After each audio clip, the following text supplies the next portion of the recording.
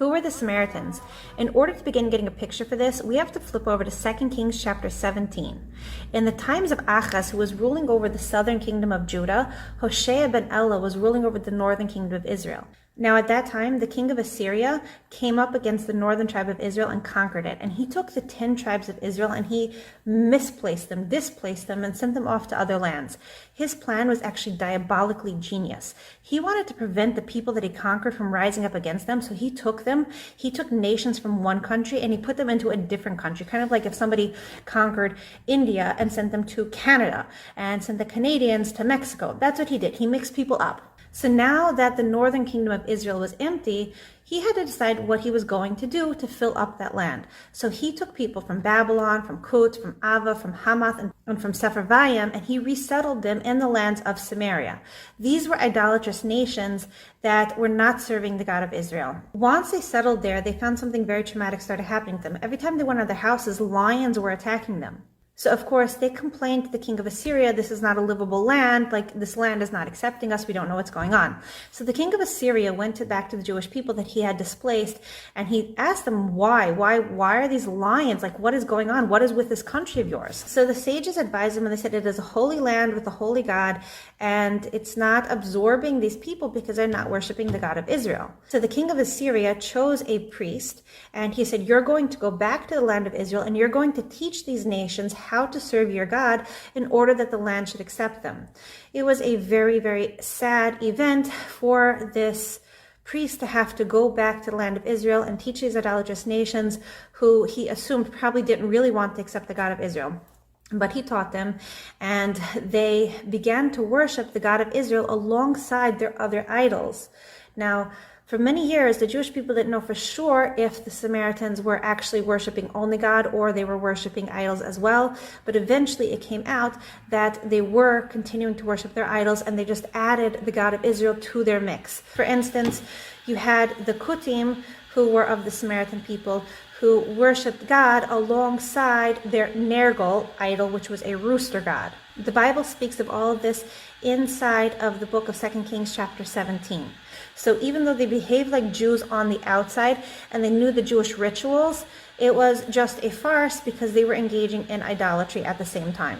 133 years after the 10 tribes of Israel were exiled, then Nebuchadnezzar conquered the southern kingdom of Judah. He ransacked the temple, destroyed it, and he exiled the southern tribes of Judah to Babylon. The people spent 70 years in Babylonian exile. At one point, Cyrus, king of Persia, who ruled before Ahasuerus, gave the Jews permission to go back to the land of Israel and begin building the temple. But what happened?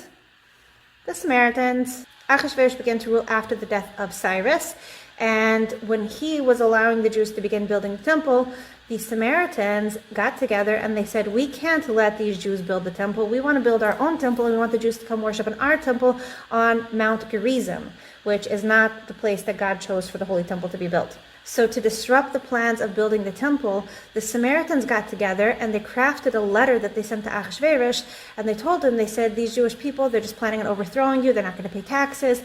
They're rebellious people, and if you allow them to build the temple, that's the beginning of the end. So Ahasuerus listened to them, and he put a halt on building the temple. We can see this in Ezra chapter 4. And in fact, the Holy Temple was halted from being built until the days of Ahasuerus' son, Darius II, the son of Ahasuerus and Esther, and he gave permission for the Jews to go ahead and build the temple. He said, do it quickly, let's get this holy temple up. So the Jewish people began rebuilding the temple.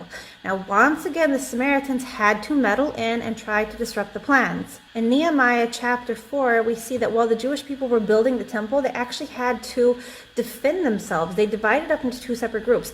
They had the groups who were building the temple, and they had the groups who were standing with weaponry and fighting against the Samaritans who came to attack them. Ultimately, the Samaritans lost this battle, the Holy Temple was built, and the Jewish people began to worship God in the Holy Temple once again. Once the temple was built, people were obligated and excited to begin making their pilgrimages to the Holy Temple.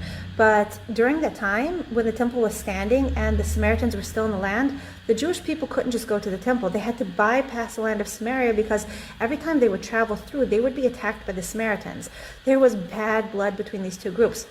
You had the Jews who wanted to truly worship God, and you had the Samaritans who were just idolatrous nations who wanted to disrupt everything godly, but yet at the same time dress up and pretend they were actually worshiping God. They wanted to present themselves as true Jews. What's really important to note is that the first verse in Ezra chapter 4 specifically refers to them as the adversaries of Benjamin and Judah. They were God's adversaries. They were adversaries against the Jewish people. So what's important to note about the Samaritans is that they were absolutely not Jewish. They were idol worshippers, and they actually tried to disrupt the building of God's temple multiple times in many different ways, and they would attack the Jewish people throughout history. So that's the Samaritans.